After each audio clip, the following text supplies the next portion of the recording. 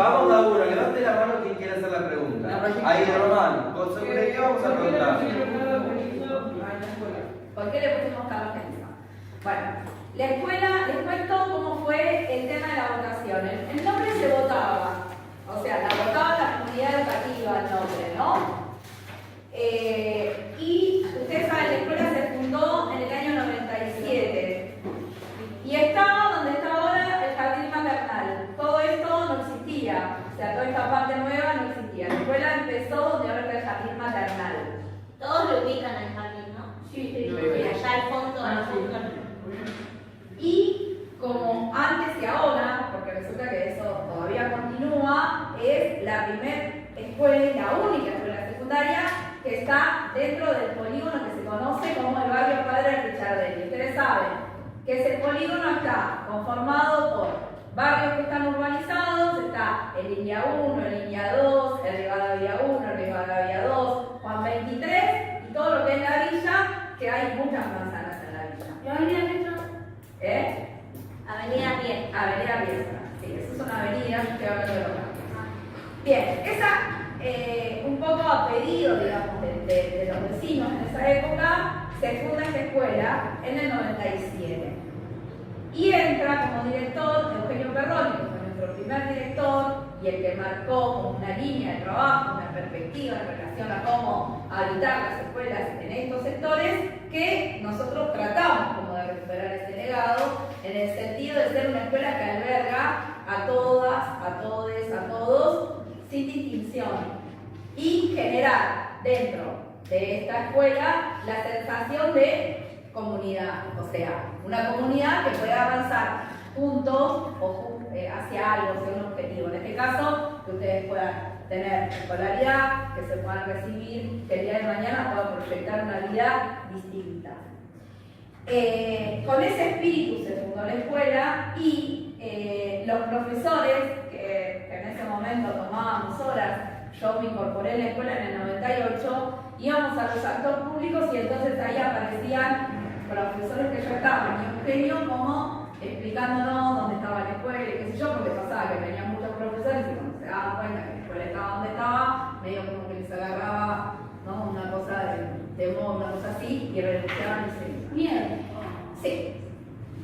Entre esos profesores estaba, digamos, en el momento que se fundó, Carlos Genizo, que era profesor de biología y que tenía la particularidad no menor para ese momento, que era una fuerte relación afectiva con los estudiantes que venían a la escuela y muy preocupado por las condiciones de salud también de los estudiantes de la escuela. De hecho, él genera dentro de los espacios para los estudiantes talleres vinculados al cuidado de la salud.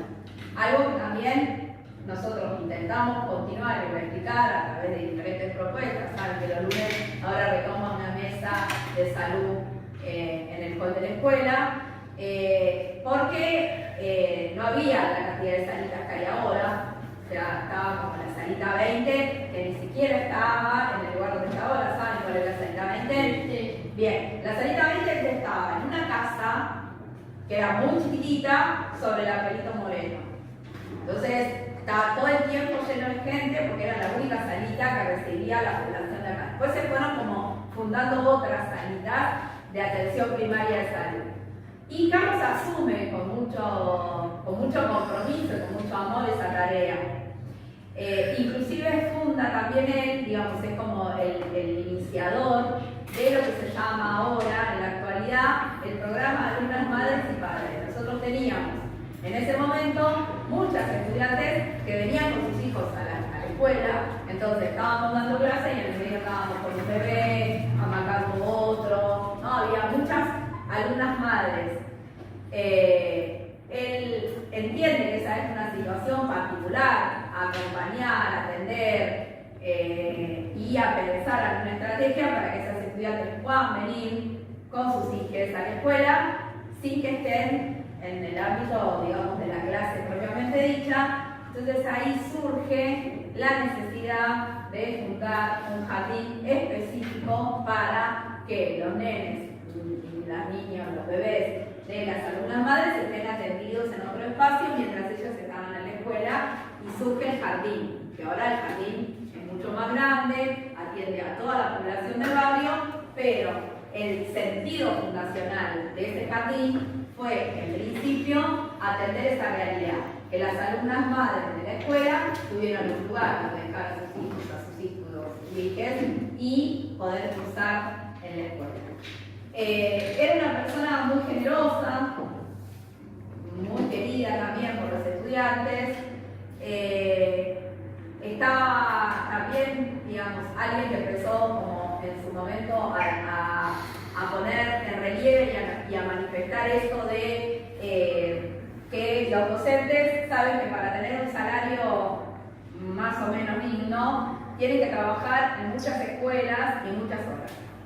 La situación de Carlos era esa, que trabajaba en esta escuela y trabajaba en otras muchas escuelas más, estaba con muchas horas, con mucha carga de trabajo todo el tiempo, tenía una familia a la cual sostener, hijos en el escolar, bueno, siempre hablando, digamos, y poniendo en relieve las condiciones laborales de los docentes en general, diciendo que no tendría que ser necesario que el docente esté tapado de horas, laburando 3 turnos, mañana, tarde y noche, para tener un salario digno. En esa pelea, o cuando estaba, digamos, dando esa pelea, esa discusión, esa lucha, sufre creo que fue un paro cardíaco, y fallece. En el momento en el cual fallece, nosotros estábamos en pleno proceso, digamos, de ponerle nombre a la escuela, entonces se hace la votación y gana el nombre de Carlos Genizo, que fue profesor fundacional del establecimiento. Tardaron 10 años en aprobar el nombre de la escuela porque tenía, digamos, el nombre de la escuela no podía ser de alguien que fuese reciente, como que no había algo del orden de lo legal que vos le podías poner el nombre a la escuela, pero no podía ser alguien que sea contemporáneo a la tenía que haber fallecido mínimo 10 años antes. Claro, había algo en el orden de lo legal que no cuadraba, entonces nosotros se pone el nombre igual, pero nunca fue legal, porque había que esperar 10 años. Cuando pasan los 10 años de la parte de Carlos Genizo, recién ahí se institucionaliza y se aprueba el nombre de la escuela. Así que bueno, esa es más o menos la historia. Vamos a ir por allá.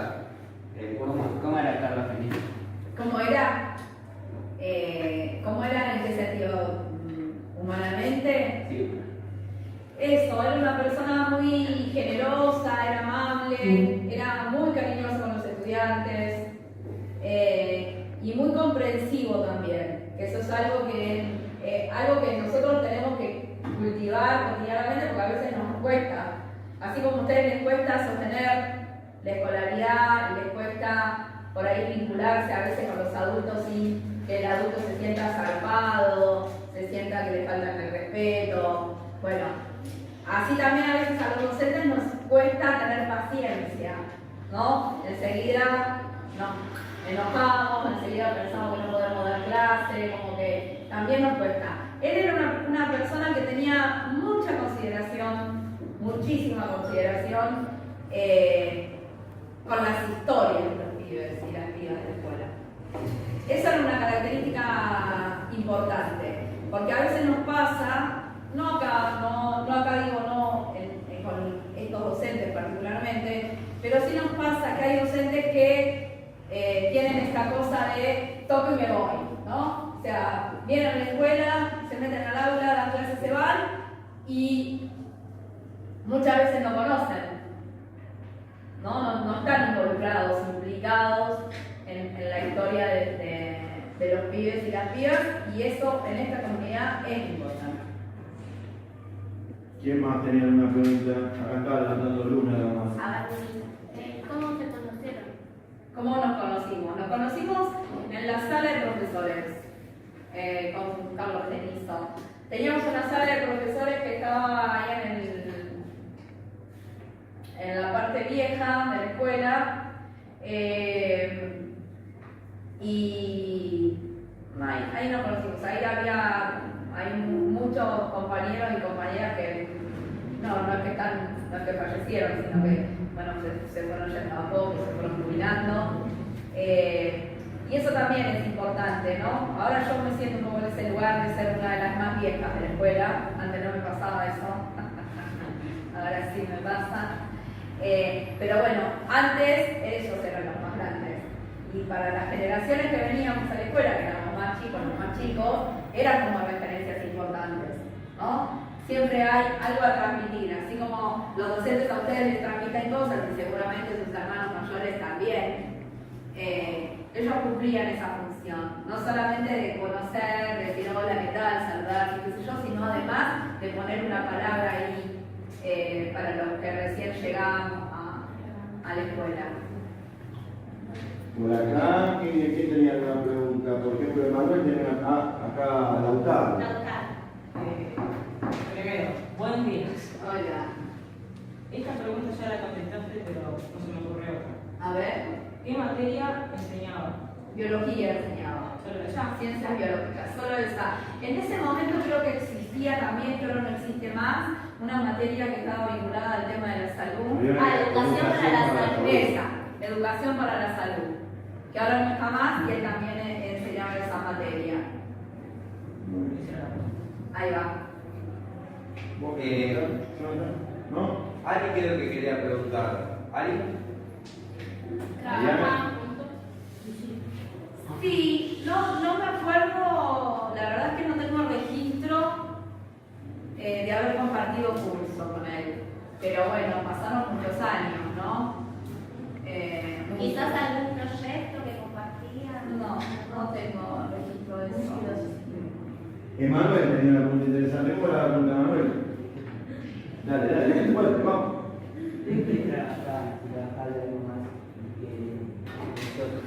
Si además de trabajar en la docencia, tenía alguna otra actividad. No.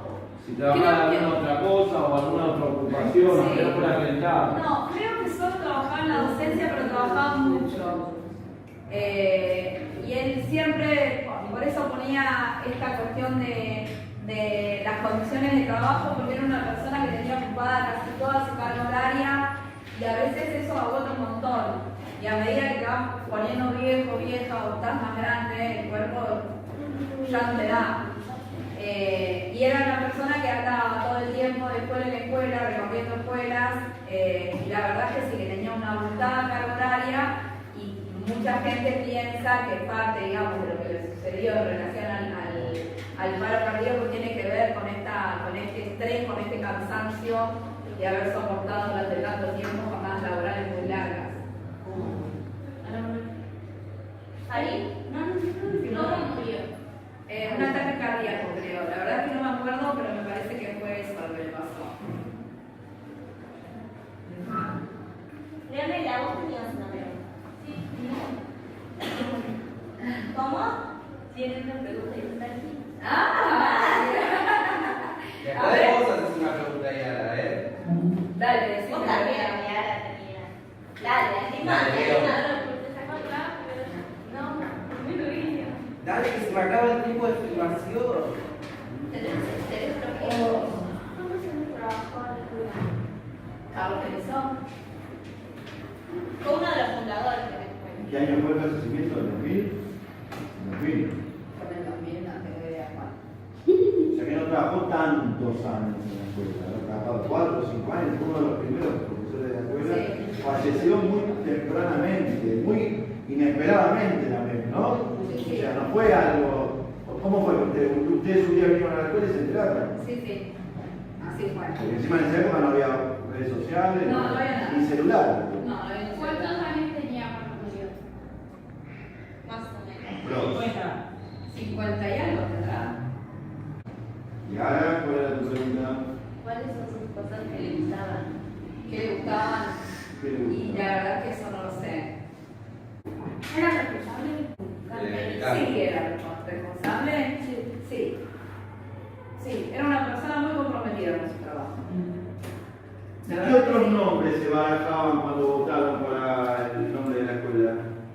O sea, ¿había otros nombres o era No boleta eran única? nombres de personas. Me acuerdo que había uno que tenía que ver con, no sé, poner Latinoamérica Unida, o sea, como un genérico que tenía más que ver con reconocer por ahí las diferentes, ya en ese momento se veía con claridad cuáles eran las diferentes comunidades de Latinoamérica que se asentaban acá en Lima Flores. Entonces, algo en relación a Latinoamérica se titulaba. Vos levantaste la mano. Lo más, ¿no? ¿Cómo era la actitud de Pablo Ministro? La actitud en relación a que a los pibes, a las pibas. Eso, tenía una actitud de mucha escucha, Carlos. Era una persona que sabía escuchar y también, que eso es importante, no solamente escuchar, sino saber aconsejar. Porque a veces uno escucha, pero con lo que escucha no sabe muy bien qué hacer, ¿no? Carlos podía escuchar y también podía aconsejar. Tenía muy desarrollada el tema de la escucha. Tiago, ¿vos querés preguntar? A ver, dale. ¿Qué deporte le gustaba? No, no tengo idea. Eso por ahí le va a poder contestar Nico. Nico. Pero entiendo que el fútbol. ¿Dónde vivía? ¿Dónde vivía? En Lugano. Vecino, era vecino. Ya la quería preguntar a todos. ¿Quién? ¿Benito o Felipe? Carlos Benito. Bueno, empezó a trabajar, lo habías mencionado. Sí, creo que cuando se fundó la escuela en el 97 ya estaba. Él ya había tomado horas acá. Así que sí, estuvo desde que se fundó. El comedor vino después. Esa también fue una pelea que está buena que la sepan, porque cuando se inicia la obra de la escuela, no se terminaba, y un grupo de docentes que tomó la escuela. Dijo, bueno, si no terminan la obra, nos quedamos a vivir acá adentro. Y tomaron un tiempo la escuela y finalmente la obra avanzó. En ese avanzar de la escuela, entre las peleas, mira, ahí el boquetito. Bien. Escuchen, porque saben que ustedes que esta es una de las pocas escuelas secundarias que tiene comedor con comida caliente, ¿no? Y Esa fue una pelea. Sí. Eugenio en ese momento empezó, sobre todo en el 2000. Ustedes saben que la crisis del 2000 es muy parecida a la crisis que estamos sufriendo ahora, donde nada alcanzaba la plata, no alcanzaba. Ibas un día, comprabas el aceite a 3 pesos y ibas al día siguiente y el aceite estaba a 15. Entonces fue un momento muy complicado para las familias y sobre todo acá. O sea, había familias enteras que no tenían, o que tenían un recorrido con los comedores comunitarios y demás, y los comedores no estaban dando abajo. Entonces, Eugenio en esa preocupación empieza a pelear, digamos, el tema de la existencia del comedor con comida caliente. De hecho, es, creo, la única escuela en toda la ciudad de Buenos Aires, secundaria, porque las primarias sí tienen comedor, con comedor. Por eso es importante también, no solamente que se quede, sino esta cuestión de poder cuidar ese espacio, de valorarlo, ¿no? Y después, otra de las cosas que pasaban en esa época eran muy, por ejemplo, se hacían las ferias del trueque acá adentro. ¿De qué cosa? Del trueque. En el 2000, les voy a contar, en el 2000, ante esta crisis que había, que es una crisis como muy similar a esta, la que estamos atravesando ahora, la gente no tenía acceso a la cuestión económica, o sea, no había manera de que se manejara efectivo. Entonces, lo que se hacía era cambiar.